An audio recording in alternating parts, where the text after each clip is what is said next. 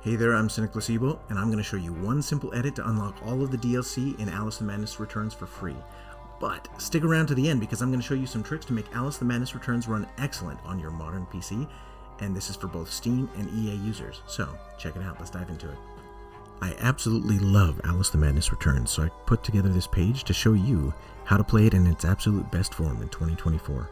There's a link in the description to this guide so you can follow along with me if you'd like to, but we're going to go over it here. So basically this is for both Steam and EA users, but this is PC. I'm going to focus on Windows. It does uncover unlocking the DLC, but it also uncovers some extra tweaks. So I want this to be able to run really smooth for you. So you can jump to any of these things down below, but we're going to go through line by line. So first let's check out what sorts of DLC you get with this unlock. So story mode is the default, and it just lets Wonderland dress Alice per level. Classic, she's always in this outfit, but regains health while shrunk. The Steam dress, breakables drop more teeth and roses.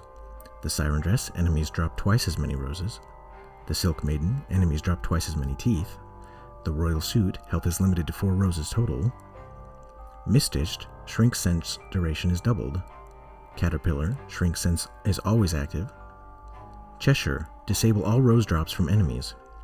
Checkmate, doubles damage for all weapons. Flesh Maiden, hysteria at any time.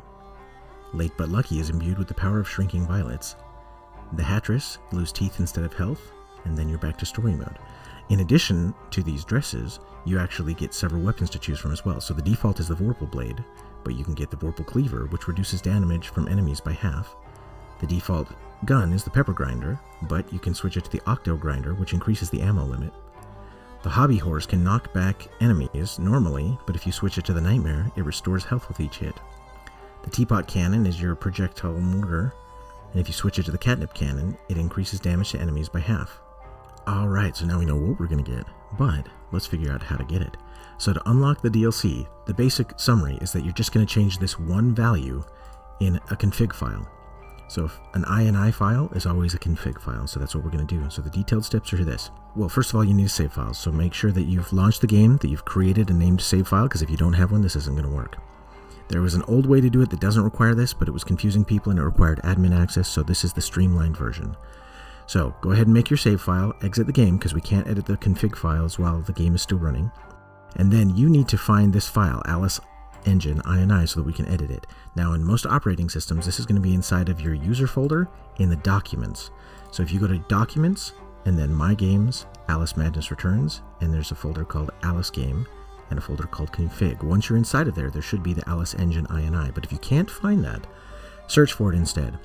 So if you open up My Computer, you can just search directly for it. Just go to the C drive, click up here, or hit F3, and then you can literally search for AliceEngine.ini, but to make it run faster, I would suggest doing a file name, colon, at the very beginning of it. So if you do file name, colon, AliceInI, so once it's found that file, you can right click and hit Edit to edit in Notepad.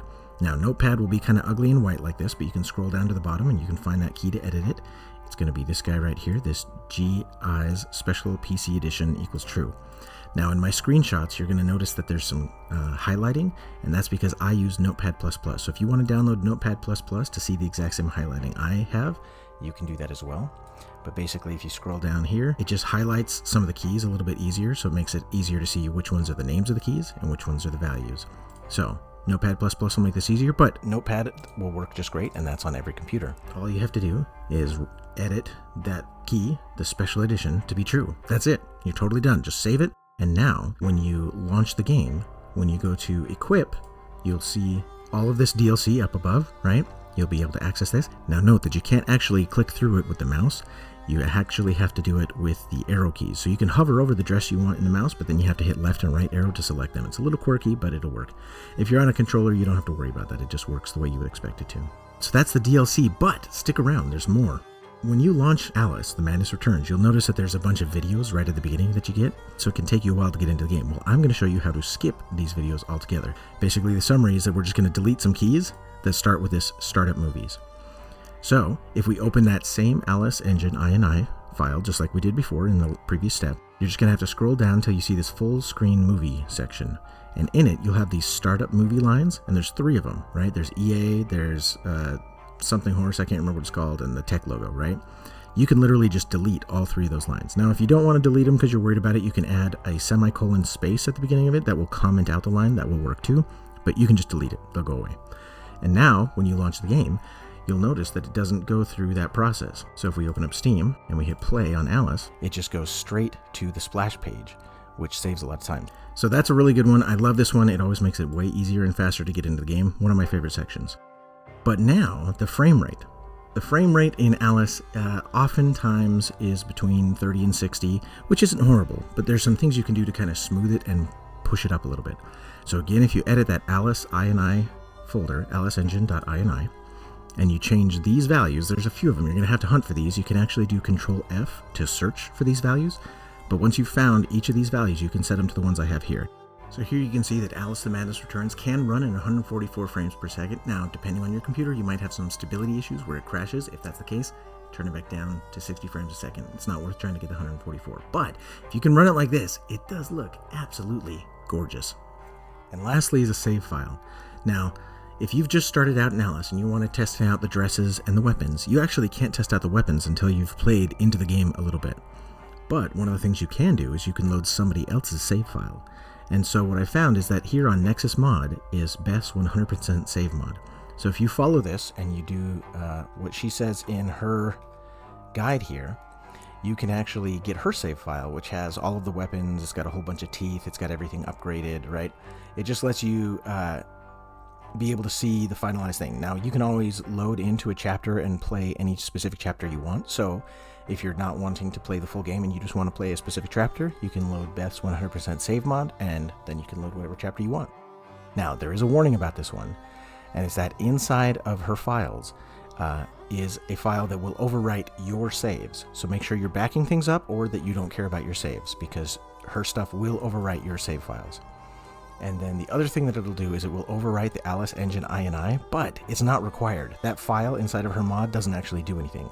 So what I do is I actually go in and I just delete the whole config folder from her save mod, because you don't need it. And once you've deleted that config folder, then it won't overwrite anything. And then the only thing that's left is the checkpoints folder, which will still overwrite your profile list, which will overwrite your saves. So there's no way around that. If you want to load Beth's mod, you have to overwrite your save. But you can make a backup of your PC profile list save file, copy it somewhere, put it on your desktop, whatever, save it for later, and then you can always restore that at some future point when you want your old saves back. We uncovered how to unlock that DLC, we covered how to get rid of those pesky intro videos, we even covered how to get a better frame rate out of Alice the Madness Returns, and how to get a 100% save file if you need one. So like and subscribe. I do some Alice content. I've actually played the entire Alice 1 game, and I'm going to link to that down in the description below, so check that out if you're interested. I've played a little bit of Alice the Madness Returns on this channel, but I've been hankering to play it in full. So if you want to see Alice the Madness Returns, comment down below. Heck, I'll even live stream it if there are enough people that want to see a big, long gameplay, because I love Alice the Madness Returns and I don't want people to forget about it because it is an excellent game. I was sad to hear that Alice Asylum got canceled, but hopefully some fans will pick up the mantle and make that happen. Alright, I've been Placebo. Thank you so much for joining me, and I'll catch you guys in the next one. Cheers.